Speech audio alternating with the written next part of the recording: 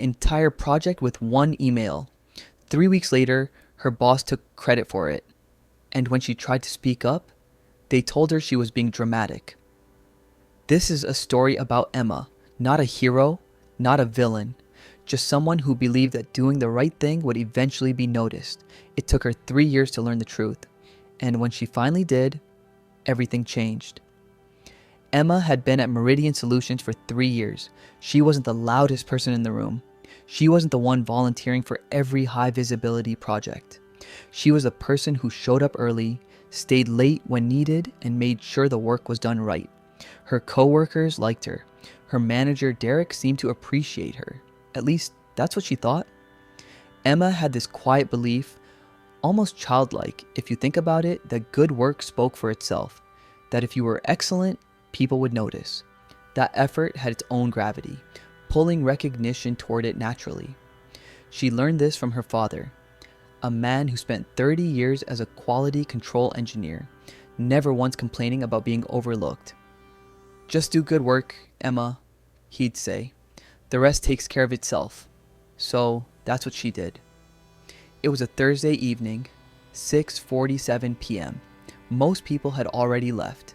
Emma was finishing up a quarterly report review when she noticed it. A single transposed number in the financial projections for the Silverman account. To most people, it would have looked insignificant. A typo. Cell F47 instead of F74. But Emma had been working with data long enough to know small errors compound. This wasn't just a typo.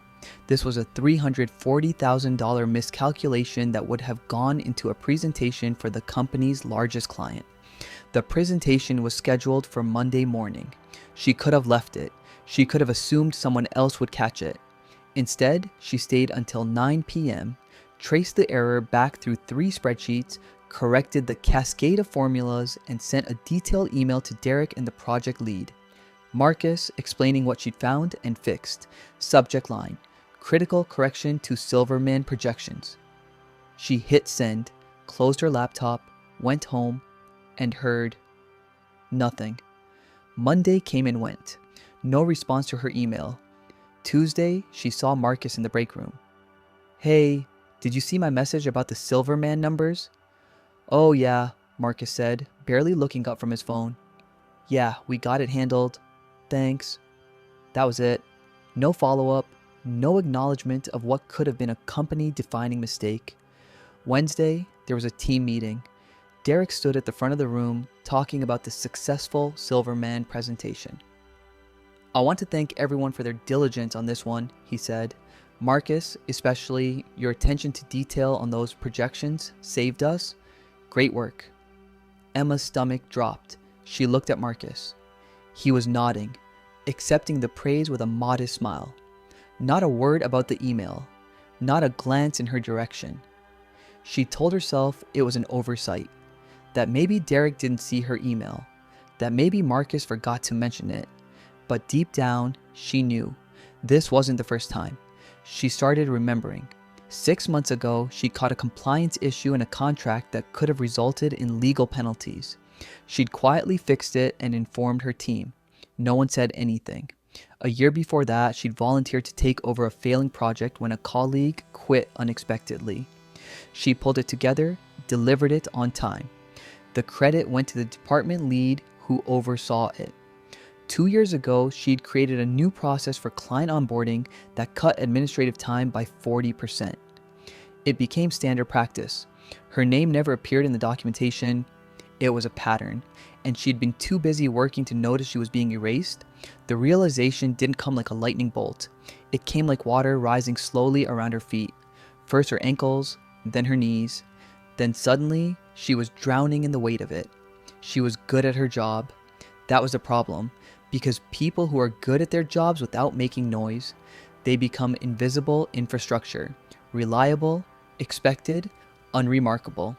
And here's the cruelest part. The better she got, the more invisible she became. 3 weeks after the Silverman correction, Emma was in a performance review with Derek. "You're doing solid work," he said, scanning a document without looking at her. "Consistent, dependable. But if you want to move up, you need to show more initiative, be more visible, take ownership of big wins. Something inside her cracked. Like the Silverman projections? She said quietly. Derek looked up. What? The financial error I caught and corrected? 3 weeks ago. The one that saved the presentation. Derek blinked. Oh, right. Yeah, that was good work. So, why did Marcus get credit for it in front of the whole team? Derek shifted uncomfortably. I don't remember it exactly like that. I have the email chain. Silence. Emma, look, Derek said finally, his tone shifting to something patronizing, something that made her skin crawl. You're great at the detail work, but leadership isn't just about catching mistakes, it's about presence, communication, owning the narrative. And there it was, the unspoken rule she had been breaking all along. It doesn't matter what you do. It matters what people see you do. Emma didn't explode. She didn't quit in dramatic fashion. She didn't send a company-wide email exposing the injustice. She did something much quieter and much more powerful. She stopped. She stopped staying late. She stopped catching other people's mistakes. She stopped volunteering her expertise to fix problems that weren't technically hers to solve. She started documenting everything, every contribution, every correction, every project she touched, and she started looking for a new job. But here's a twist. Within 2 weeks of Emma pulling back, things started falling apart. Reports that used to be flawless now had errors. Timelines slipped. Clients started asking questions that no one could answer because Emma had always been the one who knew. Marcus missed a deadline. Derek got called into a meeting with senior leadership about quality control issues. And suddenly, people noticed Emma. Not because she was doing more, but because she was doing less. Emma got an offer from a competitor. Better title, 30% more salary. A manager who actually read her emails. On her last day at Meridian Solutions, Derek pulled her aside. Emma, I think we got off on the wrong foot. I'd like to talk about a counteroffer. She smiled. Not bitterly, not smugly, just clearly. Derek, I spent 3 years making you look good. I don't need a counteroffer. I need to go somewhere that already knows my value. She walked out, and she never looked back. Emma's story isn't about revenge, it's about recognition, not from others, from yourself. Because the moment you realize your worth isn't measured by other people's gratitude, that's the moment you become free. If you've ever felt invisible, this one's for you.